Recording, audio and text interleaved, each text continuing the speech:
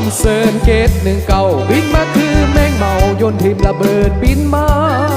ปีพันก็ห้อย71คุณนะบรรพบลำเซินผ่านมาอยู่ทางเลขเก้าผ่านดงบนปล่อยกัมพูเชียเวียดนามไต้จึงต้อง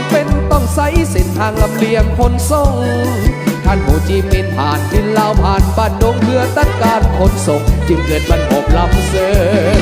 อยู่บ้านดงเกิดสงครามกอบกู้ปาฏิการโหดสู่ปาละไซอย่างยับเยินสงครามนองเลือดที่เหี้ยมโหดเหลือเกินทหารลาวเวียดเดินบุกหน้าสิงเอาใส่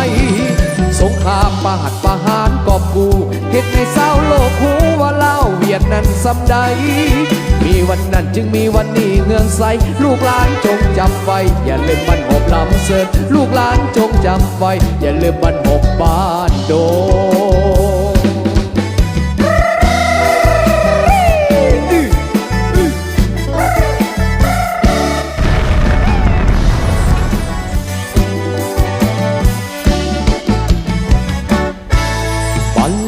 น้ำบากที่มีใสไว้ซื้อหรือซาอย่างสร้างงากองทัพปลดปล่อยเฮาเก่งกาฟันขาศัตรูผู้ผูกขาดก็ปูถิ่นฐานคืนมาก็ปูถิ่นฐานคืนมาบ่ปล่อยไปมันมาจุดเหล่าเผาผลาญนำบากอาถรรพ์ต่อต้านโจมตีขับไล่ไพลีแตกพายไปภาษาสื่นใจ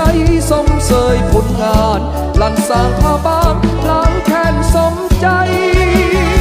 นำเอาความดีใส่มาให้ศาสตร์ลานักลบนำบากผู้อาจหารต้านทานศัตรูให้แตกพ่ายไว้ลายกองทัพประชาชนทุกคนศาลาอย่างองอาจเพื่อศาสตร์เพื่อป่าซาโซเพื่อศาสตร์เพื่อป่าซาโซสร้างบรรดาผลงานต้านอเมริกานักโลกเก่งกาจนำบ้าพาบางเธอทูลแบบอย่างสาหาลาสีกับศูนย์ไพลีบ่มีเหลืออยู่เสื้อสู่ศักดิ์ศรีปูนเสื้อสดใสนำเอาความดีใส่มาให้ศาสตร์ลา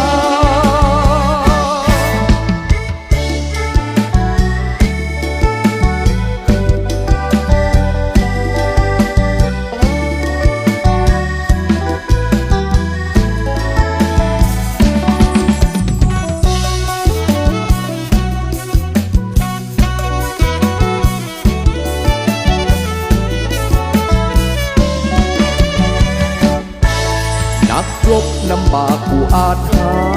รต้านทานศัตรูให้แตกพ่ายไว้ลายกองทัพประชาชนทุกคนสละอย่างองอาจเพื่อศาสตร์เพื่อป่าซาโซเพื่อศาสตร์เพื่อป่าซาโซสร้างบรรดาผลงานต้านอเมริกานักรบเก่งกาจนำบากพาบางเธอทูลแบบอย่างสร้าง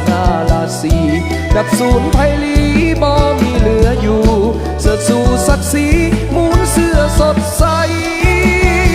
นำเอาความมีใสมาให้ศาสตร์ลา